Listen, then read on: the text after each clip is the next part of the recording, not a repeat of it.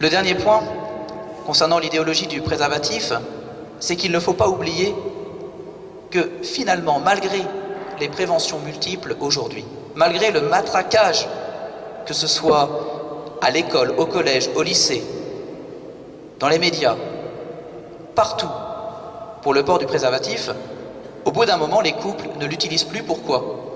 Parce que à la première relation sexuelle, on se dit je ne connais pas l'autre, donc j'utilise le préservatif, je ne suis pas sûr d'elle. Et puis à la deuxième relation, on le prend encore, la troisième encore, puis la quatrième, on se dit non, c'est bon, quand même, je la connais, je lui fais confiance. Et puis si je continue à garder le préservatif, à mettre le préservatif, ça voudrait dire que j'ai pas confiance en elle. Donc, on ne le porte plus. Et je ne sais pas si vous vous souvenez, mais c'était une pub l'an dernier à la télé qui relatait ce fait. Alors, même là, on voit tout simplement que le préservatif, cette idéologie, ne fonctionne pas. Elle ne fonctionne pas tout bonnement parce qu'elle surfe sur la vague de l'irresponsabilité et qu'à partir de ce moment-là, il ne faut pas être surpris que la maladie du sida continue de se développer. Voilà pourquoi le pape a dit « Le préservatif n'est pas la solution au virus du sida ».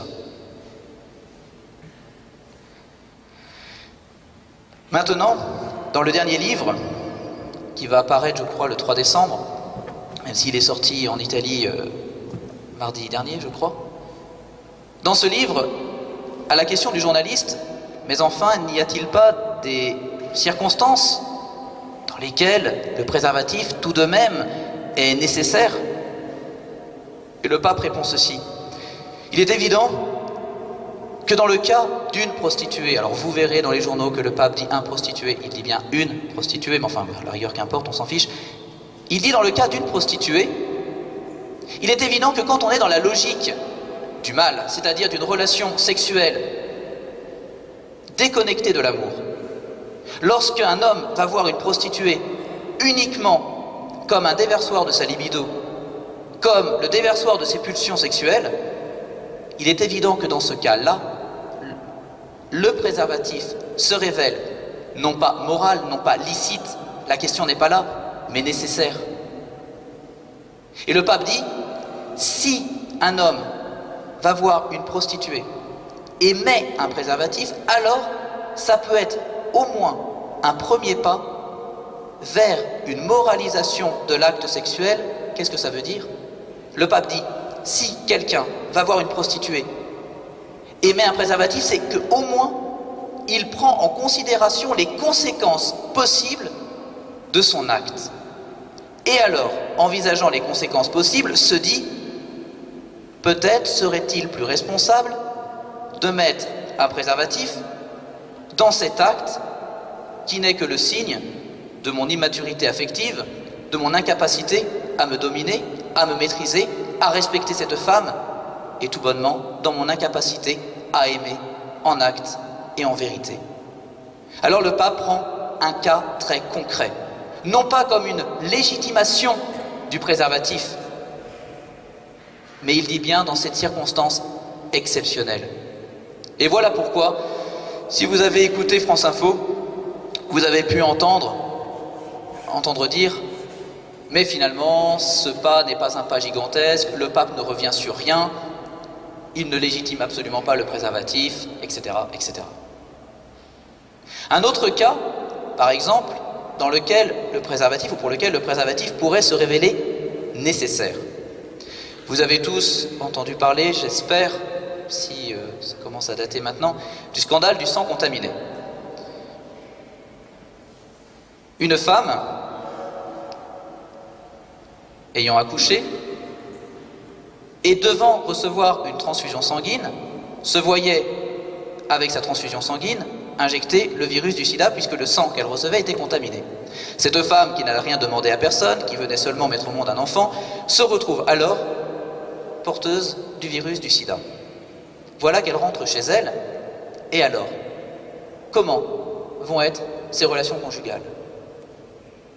Il est évident que dans un cas comme ça, si son mari, pour exprimer son amour à sa femme, dans une relation sexuelle, met un préservatif, ce n'est pas dans une mentalité contraceptive, ce n'est pas pour ne pas assumer les conséquences de son acte, ce n'est pas en vue tout simplement d'avoir des rapports dans le but unique du plaisir et sans considération de la vie. En somme, ce n'est pas comme un acte irresponsable, mais comme un acte qui veut manifester l'amour qu'il porte à sa femme. Et malheureusement, dans cette circonstance exceptionnelle, il n'a pas d'autre choix que de porter un préservatif. En somme, la question du préservatif est surtout une question d'idéologie. Si le préservatif est au service de cette idéologie d'irresponsabilité, tel que c'est le cas aujourd'hui en France, tel que c'est le cas aujourd'hui dans les programmes d'éducation, oui, le préservatif est véritablement un mal. Et certainement pas un remède au MST. Le pape se contente seulement d'évoquer le préservatif comme, dans des circonstances exceptionnelles, un moyen exceptionnel pour ne pas rajouter un mal à un mal, c'est-à-dire, par exemple, à cet homme porteur du virus du sida, de ne pas transmettre la mort, ou de cet homme qui va voir une prostituée, de ne pas devenir vecteur du virus du sida. Je terminerai maintenant en répondant à cette accusation. L'Église est responsable de la propagation du virus du sida en Afrique parce qu'elle condamne le préservatif. Alors, j'espère que tout ce que j'ai dit jusqu'à présent vous aidera à répondre à cette accusation. Mais je voudrais donner un autre argument qui est celui du cardinal 23, l'archevêque de Paris. Lorsqu'il a été nommé archevêque de Paris, il a été reçu sur le plateau de TF1 au journal de 20h et interrogé par Poivre d'Arvor. Et Poivre d'Arvor lui dit tout de suite: Monseigneur, l'Église, le préservatif, le sida, l'Afrique, tout de même, ne vous sentez-vous pas responsable? Et 23 lui répond: combien y a-t-il d'habitants en Afrique? Alors Poivre d'Arvor dit: je ne sais pas trop, on va chercher. Un peu moins d'1 milliard, 917 millions. Très bien. Sur ce milliard, grosso modo, d'habitants en Afrique, quel est le pourcentage de catholiques? Poivre d'Arvor ne sait pas répondre. 23 répond: 16%. 16% seulement de catholiques en Afrique sur 1 milliard d'habitants.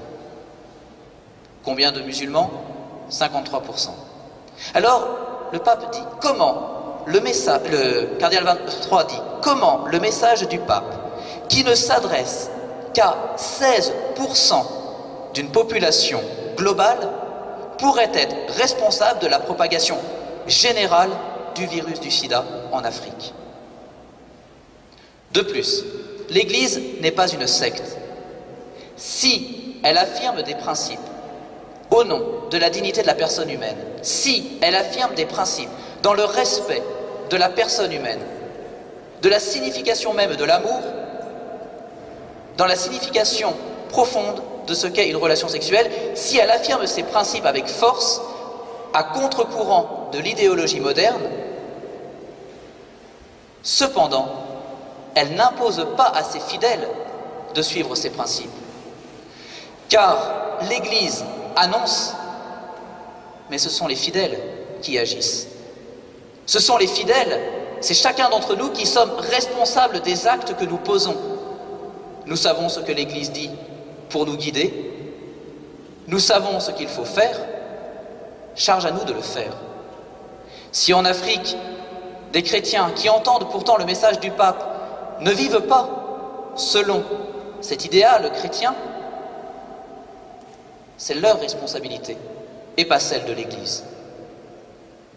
Alors, que ce soir, j'espère que ce topo vous aura quelque peu éclairé sur cette question tellement problématique du préservatif. J'espère qu'elle pourra mûrir en vous, que ces éléments de réponse pourront mûrir pour que vous puissiez demain être des témoins du message de l'Église. Soyez des témoins de ce que représente l'amour, de ce respect d'autrui, de cette valeur insigne de la relation sexuelle. Et puis, soyez tout simplement des témoins que les chrétiens ne sont autres que ceux qui veulent être en ce monde des hommes et des femmes responsables.